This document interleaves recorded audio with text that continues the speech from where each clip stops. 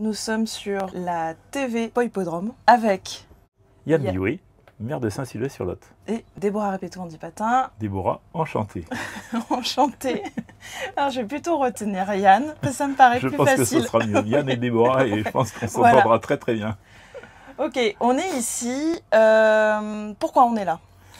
Alors aujourd'hui, on est là pour plusieurs raisons, mais une raison principale, c'est un événement dimanche prochain, le 10 juillet, qui s'appelle Sensations sur le Lot. Nous avons une première édition en 2018 et donc nous souhaitions absolument renouveler cette édition pour justement redécouvrir la rivière Lot avec tous ses plaisirs. Donc les plaisirs de tous les sens, donc l'ouïe, l'odorat, enfin voilà, le goût peut-être, ou la gourmandise, mais et aussi la culture, l'esprit. Donc et l'esprit, vous allez nous en dire peut-être un peu plus avec le Poippodrome. Alors le Poippodrome, donc c'est un projet à l'initiative de Céline Domergy. Elle a réuni artistes, universitaires, architectes. Il y aura plusieurs propositions sur le site, notamment des lectures, des conférences sur la carte postale qui vont se dérouler sur la péniche. Ensuite, il y aura une écoute au casque qui va se dérouler à côté de la barque végétalisée. En fait, il y aura une cabane où les gens vont pouvoir s'isoler et pouvoir écouter au casque une création sonore. Il y aura aussi une invitation au public, donc pour ceux qui seront accompagnés d'un paddle, d'une barque, d'un canoë, ils vont pouvoir circuler sur le Lot, aller dans un petit... Comment il s'appelle cet endroit d'ailleurs? L'embouchure du Bouydoussou. Donc c'est un petit ruisseau, un affluent du Lot, avec un déversoir qui est magnifique. Et donc cette embouchure du Bouydoussou est vraiment spectaculaire. Et c'est vrai que ça fait partie des sites, quand les gens viennent en canoë ou en paddle, c'est un petit plaisir qu'on se fait d'aller jusqu'au moulin, au Bouydoussou. Donc là, ils seront enchantés de découvrir une proposition de Véronique Lamarre et Anna Courseny. Et du coup, ce qui va être incroyable, en fait, les gens ils vont circuler au milieu de coupelles en cire. En cire. Donc ça, je recommande parce que l'endroit il est très beau et les cires sont très belles. Donc voilà, donc ça va être un moment d'aparté en dehors de la foule et de la musique aussi. Alors de la foule, de la musique et puis des sensations un peu fortes. Parce que bon, sur le Lot et à l'extérieur, enfin disons sur les abords de la rivière, on a des jeux à sensations fortes.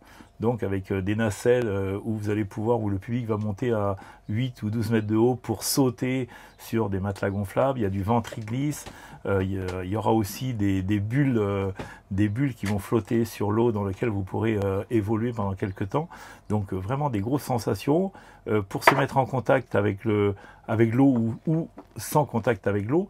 Mais vraiment c'est ramener un public auprès de la rivière, parce que la rivière, on a des eaux qui sont saines, qui sont propres. Et donc aujourd'hui, on veut absolument que cette rivière redevienne un peu la colonne vertébrale de nos deux villages, Saint-Sylvestre et Pennagenêt. Et comme bientôt cette navigabilité du Lot pourra donc dépasser la ville de Fumel, donc on pense qu'il va y avoir une activité touristique un peu plus importante qu'aujourd'hui sur nos deux communes. Et l'idée, c'est d'être précurseur justement sur ces événements, pour fédérer autour de ces événements. Et aujourd'hui, la fête Sensation Lot le 10 juillet est une première, mais une première pour le mois de juillet, mais il y en aura effectivement tout le long de l'été, il y en aura aussi de façon beaucoup plus régulière. Et on va terminer en beauté par le 20 août, et là je vous invite, Déborah, à revenir le 20 août pour une pièce de théâtre, et une journée de théâtre de 10h à minuit, selon les plaisirs, avec du théâtre aussi sur la rivière, dans un bateau qui va venir exprès pour présenter les pièces de théâtre. Ah, et un atelier culinaire. Et donc, je sais que vous êtes un peu gourmande. Ah, oui. Donc, je pense que l'atelier culinaire, alors, on ne fera que des légumes, mais je pense que ça sera goûteux et ce sera encore une notion de plaisir qu'on a sur la rivière. Ok, chouette. Ah bah, ça donne très envie d'y être. En parlant de gustation culinaire, hier, ça a été un moment assez phare au milieu de l'équipe Poippodrome, parce qu'en fait, il y a le projet de l'architecte Susana Velasco, qui a amené le vaisseau temporel. Et dans la foulée, on s'est retrouvés à partager un pique-pique-nique. Oui, mais c'est un poi-poi pique-nique. Un poi-poi pique-nique. Et notamment, vous nous avez fait découvrir une dégustation rare et de silure fumée, effectivement. donc le silure fumé.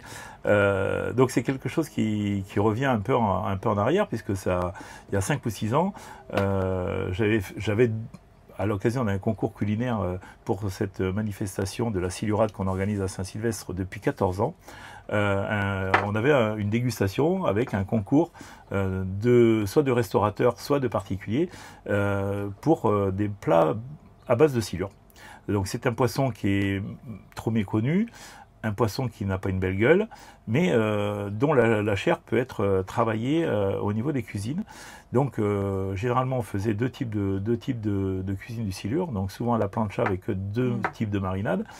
Et à l'occasion d'avoir dégusté du silure avec une salade, je me suis dit, mais pourquoi on fait nous on fait du maquereau, on fait de la sardine, enfin ils ont du fumé en Bretagne, on en fait aussi. Et je me dis, mais pourquoi pas le silure fumé?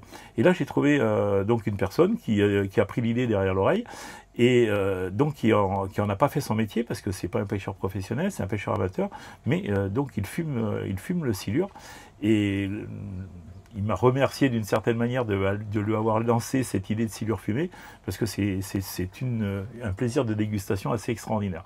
Donc on l'a pris vraiment juste en amuse-bouche à l'apéritif, mais je pense qu'il peut se décliner encore sur de multiples façons. Certains cuisiniers sauront s'approprier certaines recettes, pas que dans le fumé. Il peut se faire de différentes façons.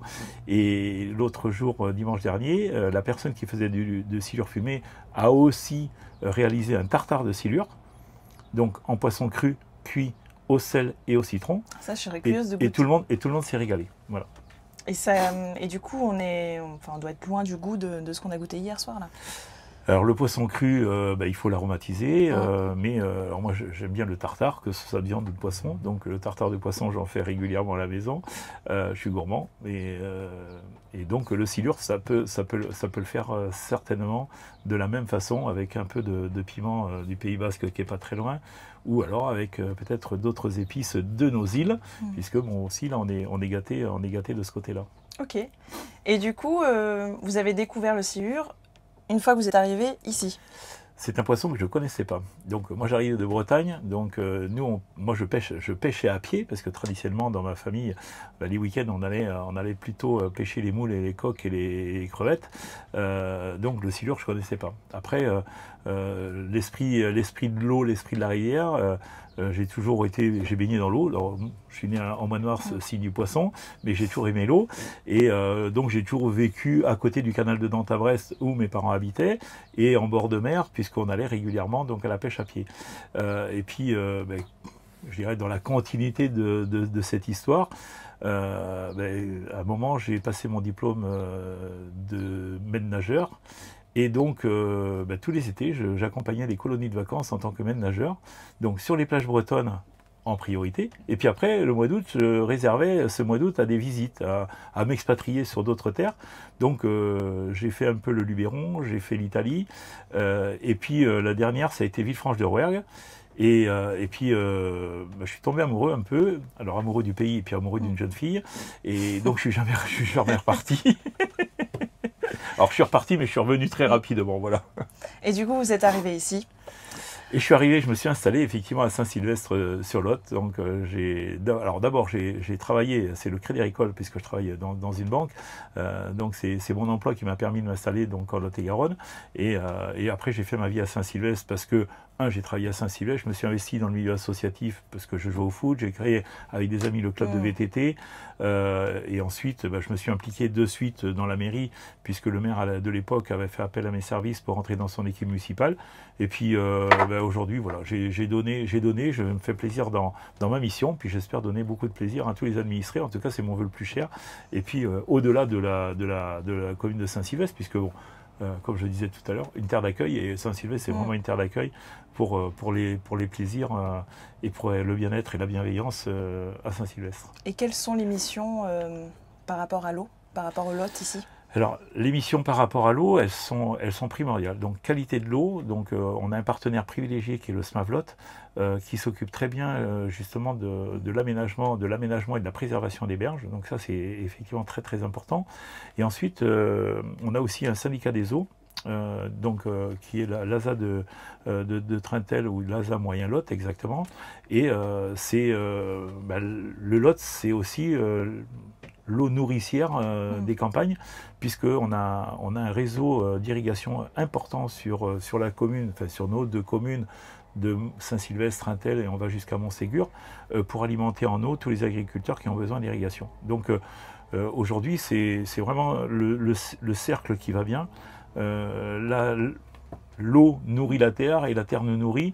Donc je pense qu'effectivement, c'est le cycle qu'il faut préserver absolument pour garder ces équilibres, pour qu'on soit bien justement en campagne, en domaine rural, avec bien sûr aussi toute l'attractivité qu'on se doit d'avoir avec une petite urbanisation, avec toute la dynamique qu'on a sur le centre-ville de Saint-Sylvestre.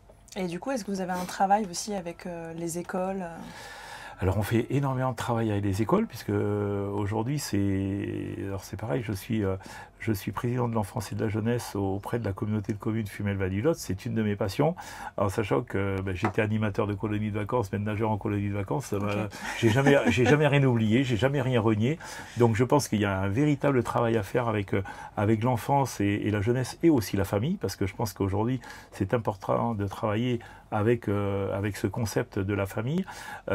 Et aujourd'hui, on les sensibilise à l'environnement, à la qualité de l'eau, à la qualité de la nourriture et la diversité de l'alimentation qu'on doit avoir. Donc c'est goûter à tout, ne pas se focaliser peut-être sur certaines modes à l'heure actuelle. C'est goûter à tout. Puis je crois que chaque enfant doit être responsable de son avenir. Donc l'idée, c'est on écoute papa et maman, mais des fois, il faut effectivement essayer de se construire soi-même par rapport à toutes sortes de choses, et surtout à l'environnement actuel qui me paraît complexe, compliqué, et pas toujours bienveillant vis-à-vis de nos jeunes. Donc aujourd'hui, moi j'essaye d'entourer tout ce monde de bienveillance, puis de ramener de façon sympathique, conviviale, amicale, les bonnes choses, quoi, simplement. Et comment s'est réalisée cette rencontre avec l'artiste Céline Domingy ? Avec Céline, alors moi j'ai un agenda qui est très ouvert.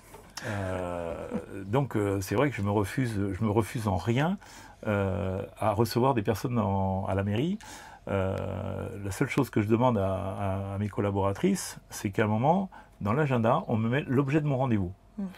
Soit pour déjà essayer de m'imprégner du sujet qu'on va aborder.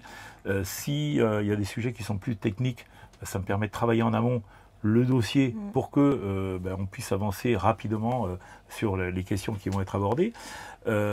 Céline, c'est vrai que l'objet du rendez-vous, Poïdrome, c'est vrai que ça n'a rien interprété pour moi.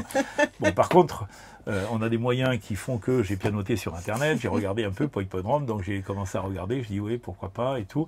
Et donc cette rencontre, Céline, ça a été une belle rencontre, parce que justement, je me suis pas mis aucune barrière, et je l'ai laissé dérouler son entretien auquel j'ai adhéré, ce projet auquel j'ai adhéré, et puis j'ai dit, vous savez Céline, je connais très bien Jean-Georges, et Jean-Georges c'est son papa. Donc du coup, si vous voulez, mais je l'ai gardé en fin d'entretien, parce que j'ai fait un certain nombre d'années en carrière professionnelle à Montflanquin. J'avais ses clients ses parents comme clients, et donc du coup c'était la cerise sur le gâteau. Et puis hier soir, ça a été encore une double cerise sur le gâteau, ou même peut-être plusieurs cerises, puisque Céline connaissait aussi mon épouse, mais elle se connaissait sans se connaître. Par rapport au projet de l'hôpital. Par rapport au projet de l'hôpital. Guillaume a participé aussi. Exactement. Ouais. Donc c'est pour ça que le Poïdrome, je dis que c'est des rencontres, et surtout venez voir le Poïdrome, parce que vous allez rencontrer des choses, des gens, et puis beaucoup d'idées, et puis voilà, c'est que du bonheur, quoi. Et dont on se nourrit. Parce que on revient toujours à l'élément principal, la nourriture. Qu'est-ce qu'on mange? Nourriture culturelle, nourriture gustative. Exactement. Et alors du coup, qu'est-ce que ça veut dire, Poïdrome? Et ben pour moi, le Poïdrome, c'est justement l'idée que chacun peut se faire d'une vie, d'une histoire. Qu'est-ce que j'ai vécu? Qu'est-ce que je construis? Qu'est-ce que je peux imaginer? Et je crois que c'est un éveil des sens, peut-être un retour sur soi. Chacun va prendre le chemin qu'il va vouloir prendre au moment où il va vouloir le prendre. Donc les choix dans la vie, parce que le Poïdrome, c'est des choix de vie, Donc on a une histoire à construire, et puis à un moment, on est soit dans une impasse et puis on rebondit pas. Le Pau Hippodrome, moi je pense que c'est un peu ça. C'est-à-dire qu'on va se construire des choses, on va essayer d'évoluer sur certaines choses, découvrir des choses qu'on ne connaît pas, parce que avec vous, moi j'ai fait que des découvertes, alors peut-être pas toutes encore, mais j'en ai fait quand même quelques-unes. Et c'est vrai que l'idée c'est de transmettre ce plaisir que je prends avec vous chez tout le monde, parce qu'il faut pas se donner de frein. C'est-à-dire, c'est pas parce qu'on ne connaît pas qu'il ne faut pas y aller. Au contraire, moi je dis toujours aux gens, vous ne connaissez pas, allez voir. Après, vous faites votre avis. Vous aimez, vous n'aimez pas. Le coup du silure fumé. L'autre jour, j'ai fait goûter à des personnes ce silure fumé. Ah non, Yann, j'en prends pas, j'aime pas le poisson. Je dis, goûte, fais-moi plaisir, goûte.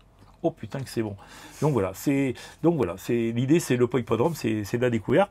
Et puis après. Ils ont le lien avec la rivière. Je pense que ça, moi, c'est toujours la colonne vertébrale de nos villages. Et je pense que la vie, c'est la rivière. Et je pense que c'est primordial. Et puis, on peut peut-être aussi, grâce au Pau Hippodrome, oublier un contexte un peu morose aujourd'hui, avec des problématiques économiques, etc.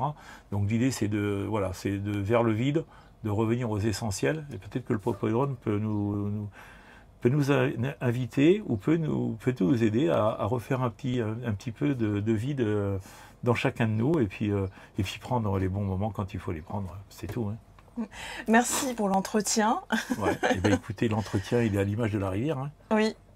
Elle est calme, il peut être des fois elle se met en colère, mais aujourd'hui elle a été calme, elle a été sereine et en paix. On se retrouve dimanche à partir de 10h.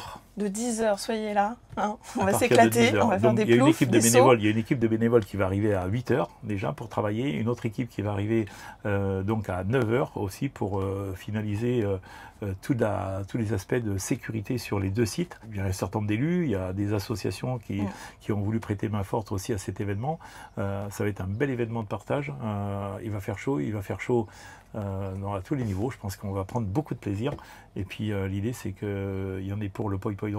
Et puis aussi cette culture et cette œuvre d'art qui est le vaisseau temporel. Je crois que ça suscite beaucoup de questions. Et je vois tout le travail que vous avez fait justement par rapport à ce patrimoine que vous allez nous montrer, que vous allez faire découvrir aux visiteurs dans cet espace.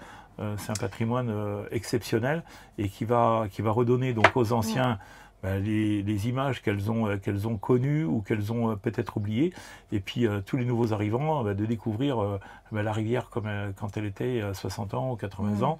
Et je pense que c'est vrai que c'est une très bonne chose. Très bonne chose. Soyez curieux. Soyez curieux.